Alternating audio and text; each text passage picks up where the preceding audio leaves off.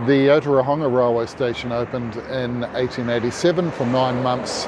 It served as the railhead on the then Waikato Railway, it having taken over from Te Awamutu and then being superseded by Te Kuiti. The original station was located between the railway and the Waipa River, possibly because in 1887 the river was a more reliable transport link than the roads.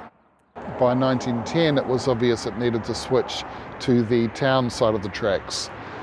That structure burnt down in the 1920s. It was replaced by the one we have today, which is a little gem.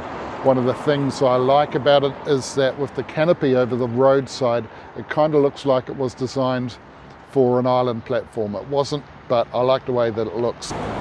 In the 1980s, it had air conditioning installed, 25,000 volts, looks like an overkill to me, government gig. It's still there, it's fantastic. If you get a chance, check it out. It's a real Ediponamu. Right.